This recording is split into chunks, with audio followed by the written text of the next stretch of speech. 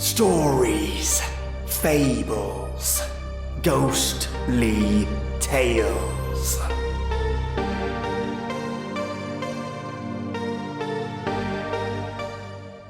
Welcome, lovely listeners, and you are in for a treat. Today I wanted to continue reading through the chapters of Demonology and Devil Lore, written in 1876 by Moncure Daniel Conway. What I've done this time is spliced a bit of my own research into this text. Any areas where I thought, this is a kind of vague reference, I've either deleted if it would just confuse people, or added research to, for more clarity. Trust me on this, sometimes the author's references can be a little detractive to the content. My goal here though is to leave a lot of the book's content untouched, kept the old style of wording, and tweak only a little when it comes to sentence structure. In saying this, the views represented still belong to Moncure Daniel Conway, and are not my own in majority. So, thus far we've covered hunger. Now, we're moving on to fire demons. I'll be covering a number of topics today in this book, of which I believe will be a two-parter because it's massive. So let me give you a quick summary, so you know what you're in for this episode. Fire across multiple cultures and countries, for example, Africa, India, Europe, the Persian Empire, and more. History on Roman gods, the etymology of some key Roman gods, as well as Hindu gods such as Agni, Vistra, and their connection to fire. Fire's evolution across cultures in the perspective of religious semantics.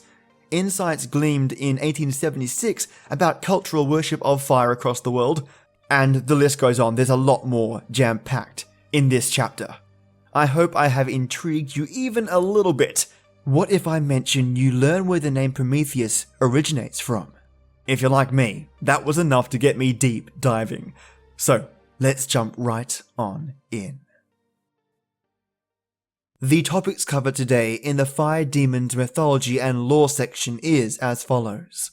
Heat, Demons of Fire, Agni, Asmodeus, Prometheus, Feast of Fire, Moloch, Tophet, Genie of the Lamp, Belfires, Halloween, the Chinese fire god, volcanic and incendiary demons, Mangayan fire demons, and demons fear of water. Fire was of the old element of fiends. No doubt this was in part due to the fact that it also was a devouring element. Sacrifices were burnt, with the demons visibly consuming them. But the great flame demons represent chiefly the destructive and painful action of intense heat. They originate in regions of burning desert, of sunstroke and drought. Agni, the Hindu god of fire, was adored in Vedic hymns as the twin of Indra. Agni is considered the mouth of the gods and goddesses and the medium that conveys offering to them in Homer, alternatively called the votive ritual. He is conceptualized in ancient Hindu texts to exist at three levels: on earth as fire, in the atmosphere as lightning, and in the sky as the sun. This triple presence connects him as a messenger between God and the human beings in the Vedic thought. Here are some extracts of old Hindu mythology surrounding Agni. Thy appearance is far to behold, though bright-faced Agni, when like gold thou shinest at hand. Thy brightness comes like the lightning of heaven. Thou showest splendor like the splendor of the bright sun. From this extract alone, you can see it discussing Agni on earth as fire, the atmosphere as lightning, and the sun being in the sky. Now let's look at Agni's interaction with humankind. Adorable and excellent Agni emit the moving and graceful smoke. The flames of Agni are luminous, powerful, fearful, and not to be trusted. So here what's being discussed is the nature of Agni. Powerful, strong, but also dangerous. An element of chaos in Agni's description. I exalt the greatness of that showerer of rain, whom men celebrate as the slayer of Vritra, the Agni, Vaiswanara, slayer of the stealer of water, the slaying of Vritra, the dragon monster. Agni's role in killing that monster was critical, and it was Indra that summoned Agni to help deal with the creature. Agni could only share in it as being the flame that darted with Indra's weapon, the disk of the sun. Agni art laid off with difficulty, like the young of tortuously twining snakes, thou who art a customer of many forests, as a beast is of fodder. referring to the unruliness and the difficulty to put away Agni once called upon. These extracts and metaphors all relate to the mythological tale, referring to the slaying of Vitra. Vitra was accused of holding the waters and the rains, as a darcer of stealing cows and as an anti-god of hiding the sun. And it was Agni's fire, the flame in Indra's disc, that slayed Vitra. And it was these metaphors of early days, verbal inspiration that led to Agni becoming a torturous serpent and a pillar of fire producing black smoke. Over time, the demon of fire, or the essence of fire, originally stemming from Agni, has evolved. Much is said in Vedic hymns of the method of producing the sacred flame symbolizing Agni, namely the rubbing together of two sticks. He it is whom the two sticks have engendered, like a newborn babe. It is a curious coincidence that a similar phrase should describe the devil on two sticks, who has come by way of Persia into European romance, which leads us to Asmodeus. What do I mean by leading to Asmodeus? Well, Asmodeus is considered a lame demon, in that he needs crutches to walk. Those two sticks that was just mentioned refers to the devil on two sticks, or the limping devil, aka the lame devil. The crutches are a direct reference to Asmodeus, and the injury he suffered from falling from the sky after fighting with another devil, by the name of Pilladoc. But his lameness may be referable to the attenuated extremities suggested by spires of flame, tortuously twinning snakes, rather than to the myth that he broke his leg on his way to meet Solomon. Benfi identified Asmodeus as Zend, Ashma Deva, demon of lust. His goat feet and fire coal eyes are described by Lesage. There is an interesting fact though regarding the Roman god Vulcan, the blacksmith of the gods. Just like Asmodeus, he too was injured by the demon Pilladoc. And just like Agni, Vulcan is the Roman essence of fire, volcanic eruption, and masterworks. But it is here that you can see fire as an element and demonic presence in other cultures in the representation of Hindu Agni, Roman Vulcan, and European Asmodeus. I would go as far to say that the lust from Asmodeus is the fiery passion of desire. It is not difficult to imagine how flame engendered by the rubbing of sticks might have attained personification as sensual passion, especially among Zoroastrians. The Zoroastrians would pull away from the loving and passion-oriented aspects of fire and would treat fire in all associations as evil. It would harmonize well with the Persian tendency to diabolize Indian gods, that they should note the lustful character occasionally ascribed to Agni in the Vedas, and this is how they perceived Agni. Him alone, the ever-youthful Agni, men groom like a horse in the evening and at dawn. They bed him as a stranger in his couch. The light of Agni, the worshipped male, is lighted. The key word here, lighted, ignition, fire, and leads us to understand that Agni was the Brulefa of India, or love charmer, a patron of marriage, akin to another fire god. The fire god Hephaestus was the husband of Aphrodite, and yet again we see fire as a passion, opposed to a demonic consulate or means to torture and harm. But that does change over time and across cultures. But like hunger in our previous chapter, fire's destructive force eventually alters the perspective of gods and demons. But let's take a step back. The process of obtaining fire by friction is represented by a nobler class of myths than that referred to. In the Mahabharata, the gods and demons together churn the ocean for the nectar of immortality, and they use for their churning stick the mountain of Manthara. This word appears in Pramantha, which means a fire drill. But say it out loud. Pramantha. Pramantha. What does it sound like to you? Maybe some of you out there have gotten what I'm hinting at. From that comes the Titan, Prometheus. He who stole fire from heaven, and conferred on mankind a boon which rendered them so powerful that the jealousy and wrath of Zeus were excited. It's at this point we can see the slight shift here, where fire dons its destructive force. this fable is generally read in its highly rationalized and mystical form, and on this account belongs to another part of our general subject. But it may be remarked here that the Titan, so terribly tortured by Zeus, could hardly have been regarded, originally, as the friend of man.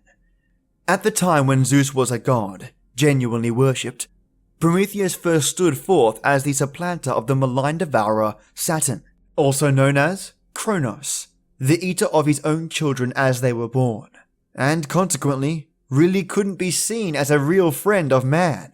But ultimately it was his theft of fire that led to him being chained to a rock and a vulture picking at his liver till the end of time. So fire's role in the world of demons and gods has a bigger part to play than most may realize.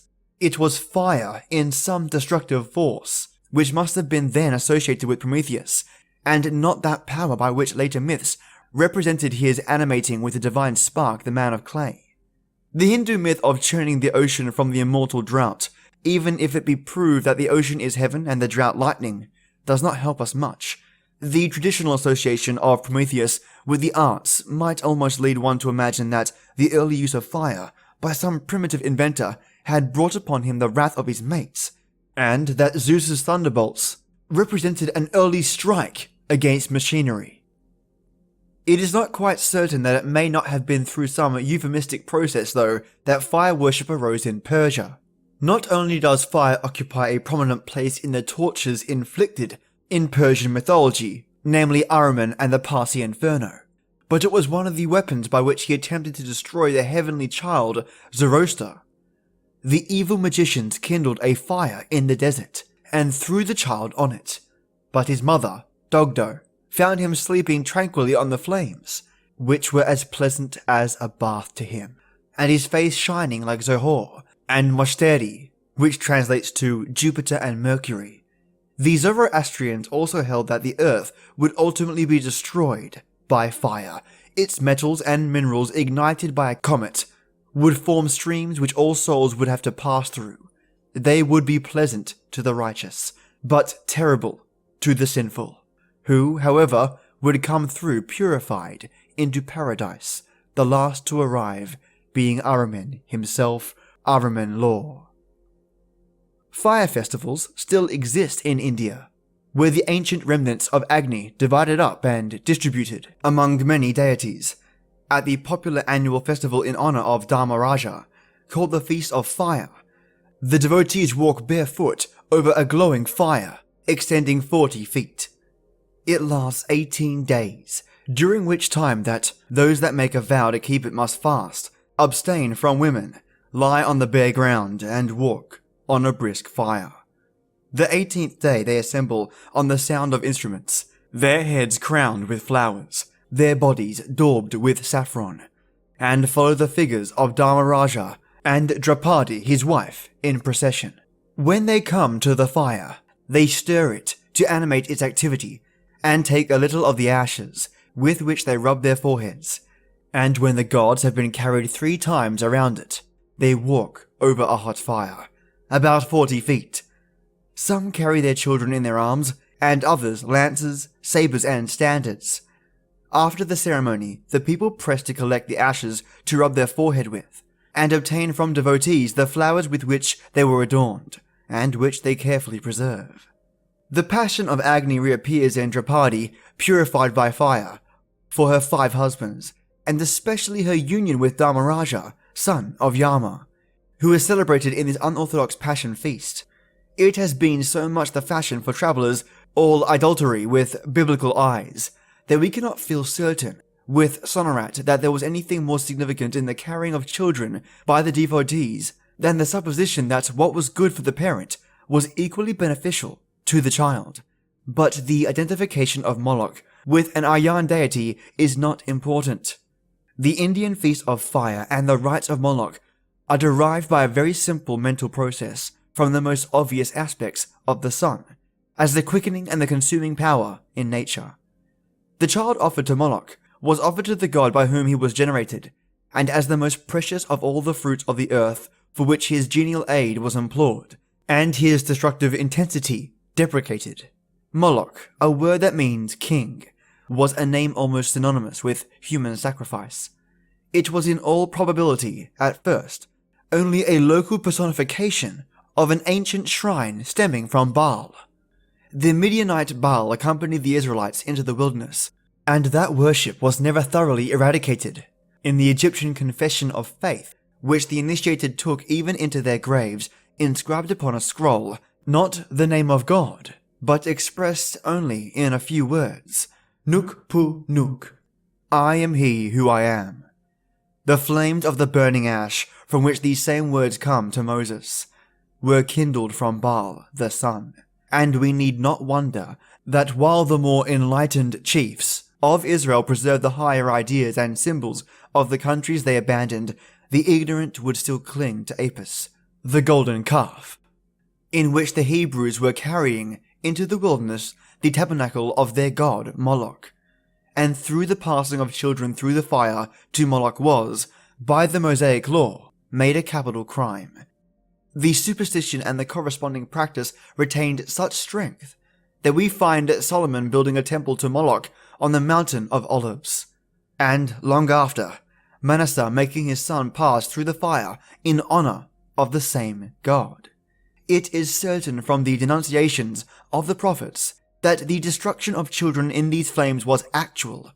From Jeremiah 14:6, as well as other sources, we know that the burnings took place in the valley of Tophet, or Hinnom, Gena. The idol of Moloch was made of brass, and its throne of brass. Its head was that of a calf, and wore a royal crown. Its stomach was a furnace, and when the children were placed in its arms, they were consumed by the fierce heat, their cries being drowned by the beating of drums, from which Toph, meaning a drum, the place was also called Tophet.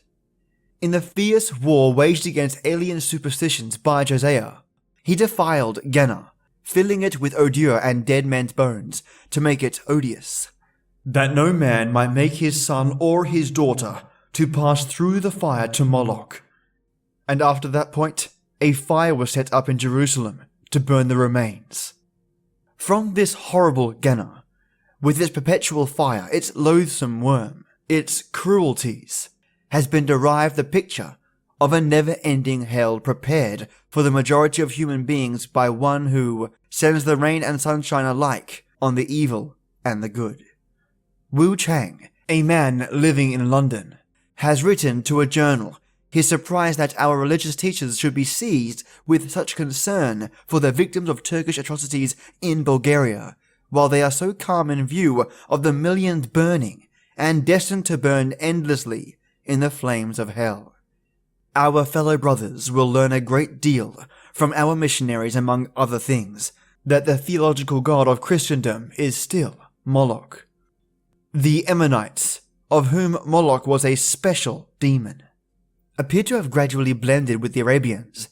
These received from many sources their mixed superstitions, but among them were always prominent the planet gods and fire gods, whom their growing monotheism, to use the word still in a loose sense, transformed to a powerful angel and genie. The genii of Arabia are slaves of the lamp. They are evoked by burning tufts of hair. They ascend as clouds of smoke. Though as subordinate agents of the fire fiend, they may be consumed by flames, yet those who so fight them are apt to suffer a like fate as in the case of the Lady of Beauty in the Arabian Nights Entertainments. Many stories of this kind preceded the declarations of the Old Testament that Jehovah breathes fire and brimstone, his breath kindling Tophet, and also the passages of Quran and of the New Testament describing Satan as a fiery fiend. Various superstitions connecting infernal powers with fire survive among the Jews of some remote districts of Europe. The Passover, for example, is kept a week by the Jewish inhabitant in the villages on the Vosges Mountains and on the banks of the Rhine. The time of Omer is the interval between the Passover and Pentecost, the 7 weeks elapsing from the departure from Egypt and the giving of the law, marked in former days by the offering of an omar of barley daily at the temple. It is considered a fearful time, during which every Jew is particularly exposed to the evil influence of evil spirits. There is something dangerous and fatal in the air.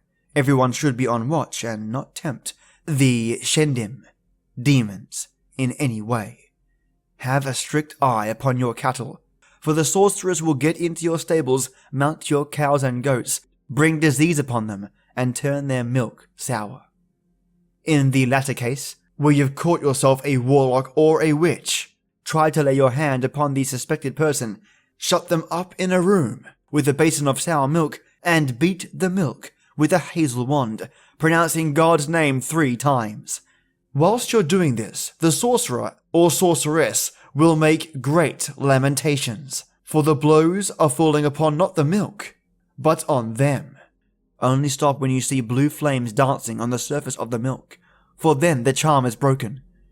If at nightfall a beggar comes to ask for a little charcoal to light his fire, be very careful not to give it, and do not let him go without drawing him 3 times by his coat tail, and without losing time, throw some large handfuls of salt on the fire, in all of which we may trace traditions of parched wilderness and fiery serpents, as well as of Abraham's long warfare with the fire worshippers, until, according to the tradition, he was thrown into the very flames he refused to worship.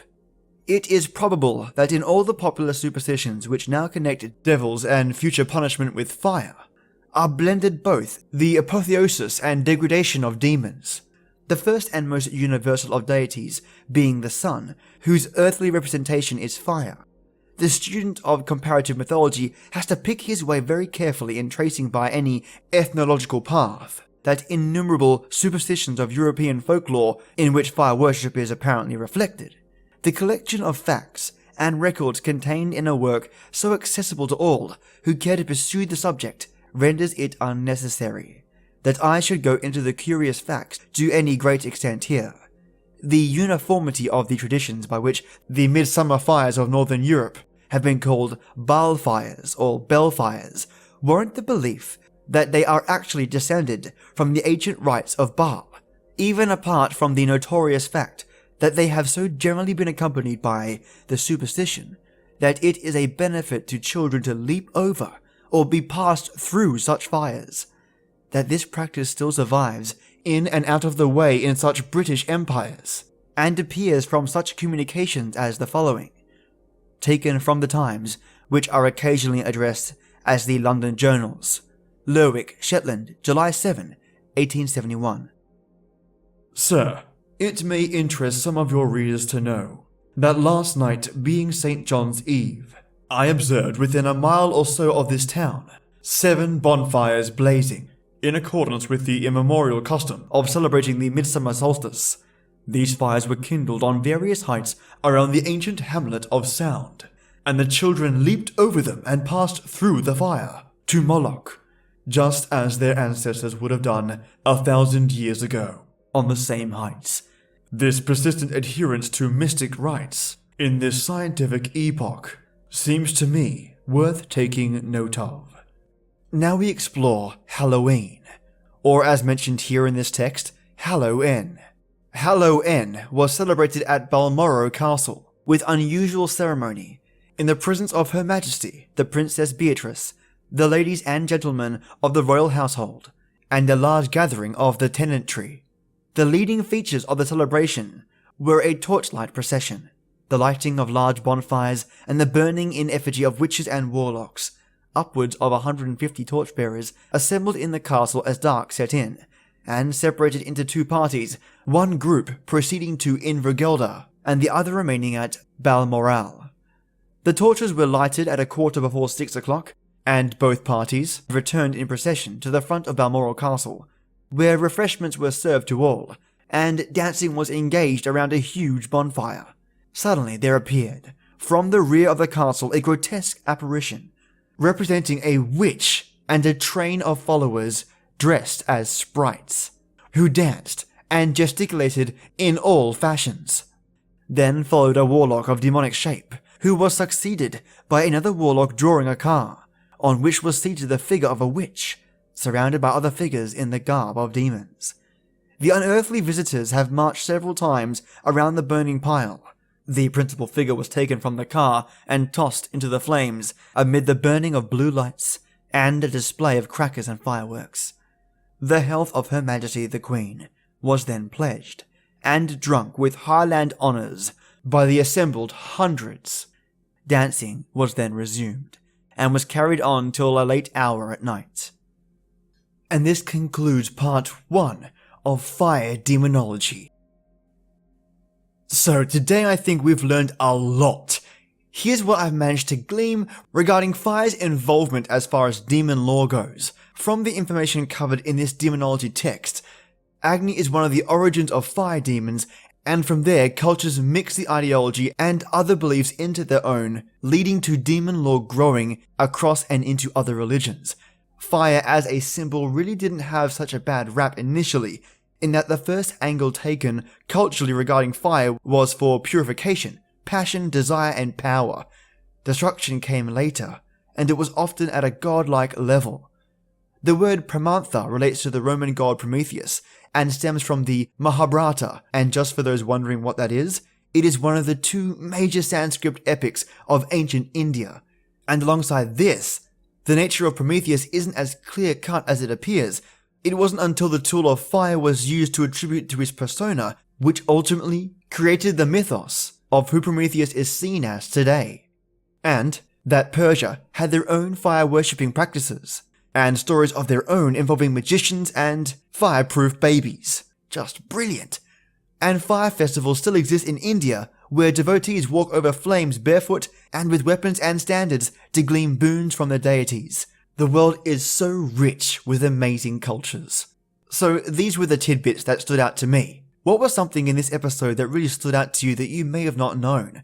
I'd love to know it. In these research texts, I always find something amazingly unique and different. And because of that, this episode really shaped up to be more educational about demon lore with respect to culture than I ever thought to cover.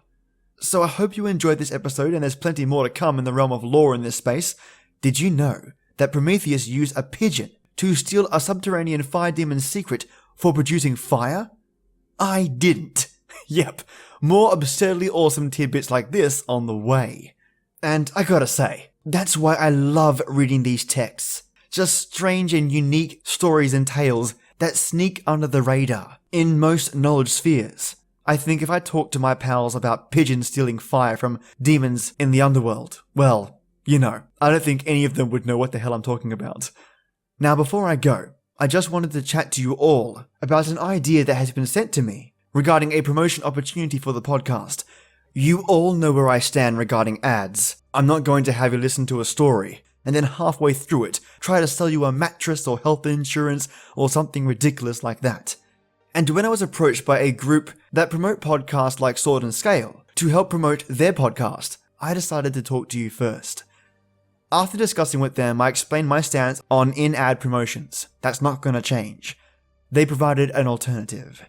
The alternative being a separate 2-minute promotion on the channel as a standalone episode. This way, I don't get in the way of you listening to my tales and stories, and if you want to support the show and hear about something unique from the Sword and Scale crew, listen to it. As simple as that. I already have a full-time job, so the money I earn from this gig will go straight into paying for SoundCloud hosting, new mics, new gear, essentially everything and anything to do with the podcast that I can improve. The money will be used to deliver better content to all of you. And hell, who knows? If I can generate revenue, I can pay authors for their stories. That would be brilliant. Nothing better than being able to say thank you to the author that provides such great content. Perhaps a coffee or something small like that would be a great donation to start off with. I'll explore those ideas much later. So, if you have any objections, email me at StoriesFablesGhostlyTales@gmail.com. If I don't get any negative hitbacks, I'll go ahead and give it a shot. And don't worry, this is just a once-off for now. And I'll be managing and watching this very, very closely, so don't expect to have 100 episodes that are just ads. Not gonna happen. I always place you listeners first. Every time. And in saying that, have a devilish night, my creepy ghouls and ghast. Join me Friday for more demonology, and as always, till next time.